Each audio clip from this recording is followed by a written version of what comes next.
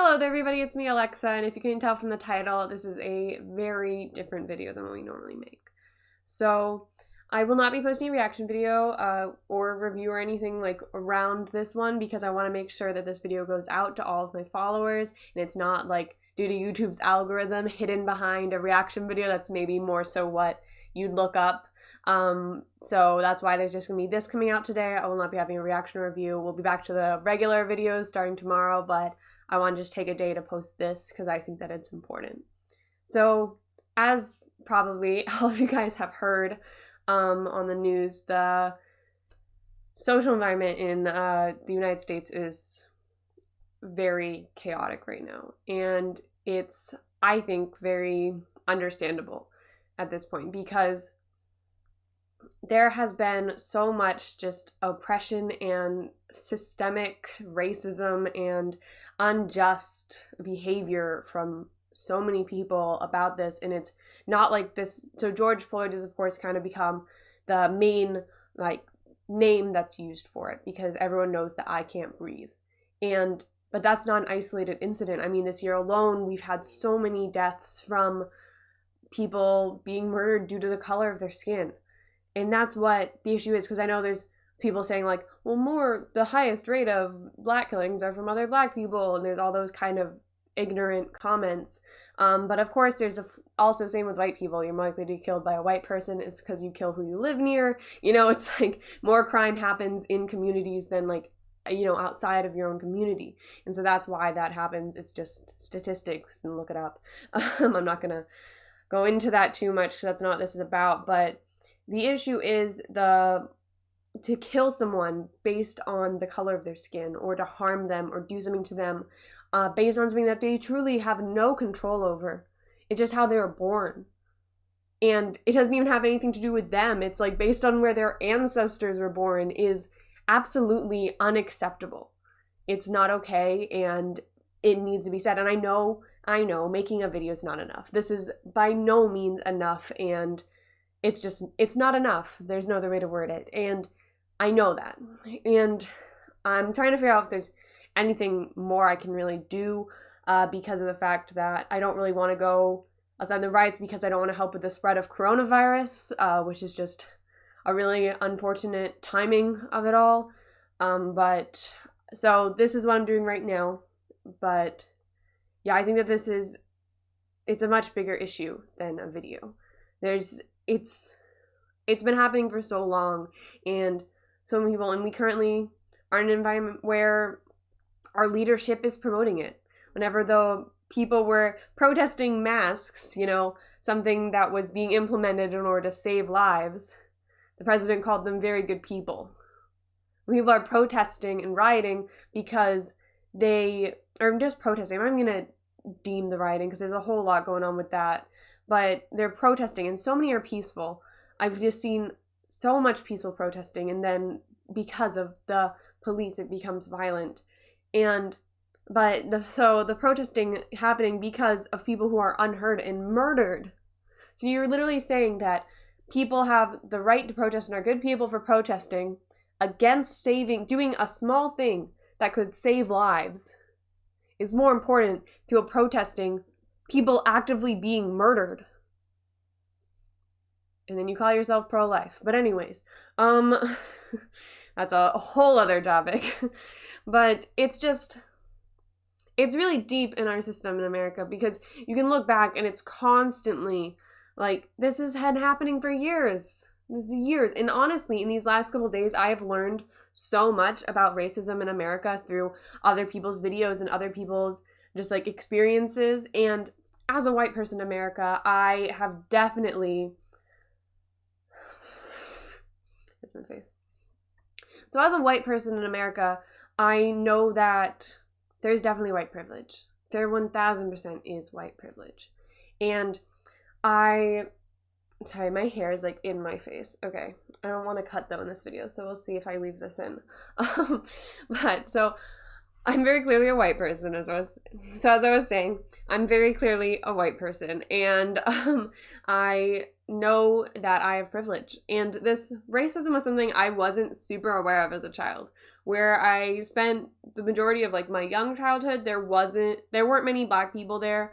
We had like one per class, you know, it was one of those, but there was a lot of Hispanic people, and actually our closest family friends were a family from the Dominican Republic. And so I'd never really experienced that like people were rude to other races. I didn't know that that happened. It wasn't something that I like was aware of, which in itself is kind of a problem because they should have been teaching me about it in school. But I viewed like racism and slavery as something that happened before, you know, like that was something in the past of America.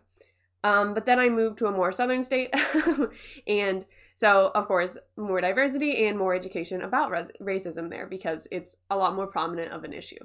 And there I began to learn about it, but I still was very ignorant. I'm not going to pretend to have learned when I was that young because I didn't. I was extremely ignorant on what racism was. I knew that I had white privilege though. That was never something I questioned because I knew that I never had to be scared walking the street if a cop car passed me. Like, there's certain little small things that I can do in my life that I don't have to worry about, and that is because I am white. And so I know that, and that's never been a question. But as I've become older, I've realized exactly to what extent that white privilege goes. Because, like, I remember once I was walking with the channel's co-founder, Sri, who is, of course, from Andhra Pradesh. And so we were just walking and I was pointing at houses and he got mad at me, like, you can't point at houses. And I was like, what are you talking about? And because I'm just like pointing, like, I like that person's window because I like looking at like the architecture of houses and like talking about it. And he was like, you can't do that and I didn't understand why. And I was kind of like annoyed at him for telling me not to. And then he explained that he'd had the cops called at him many times simply for being near a house. And someone thought he was up to no good because he has dark colored skin. And it's just such a problem. And even some of my own relatives, I had a relative the other day who saw a Black truck driver and said, I didn't know they could be truck drivers. Like, it's little things like that add up, and it builds on this whole society that has this underlying racism that's just viewed as acceptable. And it's not acceptable at all. And something needs to be done about it. And that's why these riots are happening. That's why these protests are happening. Because these people are unheard. And you're not listening to them. Even now, you're not listening to them. You're just viewing them as a problem. Not as, oh, this is the way to get to a solution. Because that's what we need. We need a solution. They are not the problem. The problem is the system. And until the system is changed, nothing is going to be fixed. And there's been so long and so hard this has been fought, and it was starting to get kind of better, but now we've reverted all the way back. And of course it's still better in some ways, you know, and thankfully, but it's still just so toxic and so not okay. So yeah. Wow, I've been talking for 8 minutes. I was thinking this was going to be like a 2-minute video, but yeah. Justice for George Floyd and for Ahmed and for everyone else. There's so many names. I'm going to try and find a whole bunch and list them in the description because there's so many people who need justice and they need this change, because if there's no change, then they truly died for nothing. And already their deaths are horribly sad. And the fact that children have to be scared. I saw a video earlier, and yesterday actually, that made me really upset, of a young girl who's around 10 years old saying, really upset me, that she might be killed because of the color of her skin. And she was crying on the floor saying this. And someone was with her. I don't know if it was a father or older brother. I don't know the relationship, but he was in front of her and all he could say was, I'm sorry, and hold her, because he can't tell her it's going to be okay. That's not going to happen, because it might. We live in a world where children have to be scared to go outside because of the color of their skin. And I don't want to live in that world, personally.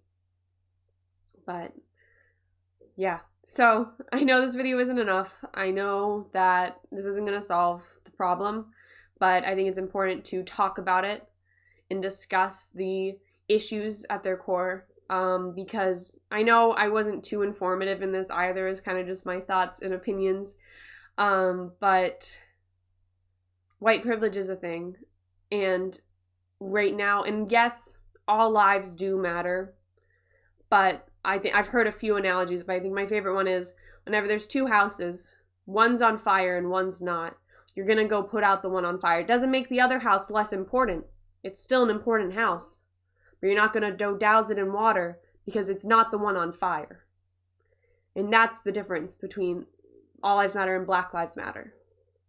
And that's why we all need to stand in support, and everyone needs to voice their opinion at the very least. If you feel like you can't do more, at the very least, just voice your thoughts and tell them that you stand with them, because we need to make changes, America. We do. All right. So that is all I have to say in this video. Thank you guys so much for watching.